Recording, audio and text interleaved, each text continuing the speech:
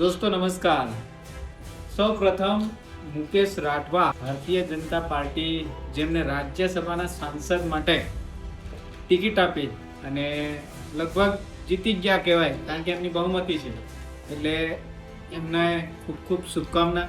દોસ્તો, કે પાર્ટી પ્રત્યે નિષ્ઠા અને ભક્તિ, પાર્ટીની ભક્તિ, સંઘની ભક્તિ કરીને રાજ્યસભાના સાંસદ તરીકે ઉભરીને આવ્યા અને ટિકિટ આપી છે. એમણે કોઈ દિવસ પાર્ટી સામે અવાજ ઉઠાવ્યો નહીં, પાર્ટી વિરુદ્ધ ગયા નહીં. બસ પાર્ટી એવું કહે કે આ ગધેડાને એમ કે આ બકરું છે તો બકરું કે, આ બકરુંને ગધેડો કહે તો ગધેડો કે. આ ટાઈપની ભક્તિ એમણે કરી. એક વિડીયો મેં જોતો તો, કદાચ જોવો તમે આ વિડીયો.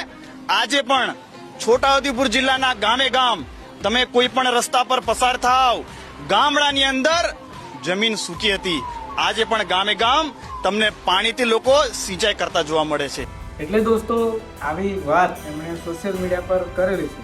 આ તો એડિટિંગ નથી, આ એમણે કરેલી છે. પણ ખેર, હવે સાંસદ બનવાના છે, રાજ્યસભાના સાંસદ બની રહ્યા છે, તો એમને ખૂબ ખૂબ અભિનંદન. પણ હવે જે 28 ગામડાની વાતો આવે છે, 28, 26 જે ગામો, અને હાલમાં હાઇડ્રો પ્રોજેક્ટ માટે માણસો સર્વે માટે આવે છે, એ રેર અર્થ અલગ, આ હાઇડ્રો પાવર પ્રોજેક્ટ અલગ. આપણે વિચારવાનું છે હવે, પણ કઈ નહીં. ખેર, 28 ગામડાની અંદર એમનું ગામ પણ આવી રહ્યું છે. કંઈક ને કંઈક અમને એવું લાગી રહ્યું છે કે મુકેશભાઈના ખભા પર બંદૂક મૂકીને આ સરકાર ખોલવાનું વિચારી રહી છે. તમારું શું કહેવું છે એ કોમેન્ટ જરૂરથી કરો. બાકી ખૂબ ખૂબ અભિનંદન મુકેશભાઈ રાઠવાને, જેઓ ડાયરેક્ટ રાજ્યસભાના સાંસદ બનવા જઈ રહ્યા છે અને આપણા વિસ્તારનું ગૌરવ કહી શકીએ.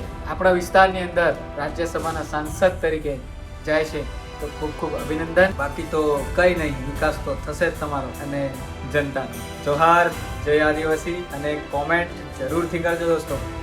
તમારું શું કહેવું છે ચોક્કસથી લખજો.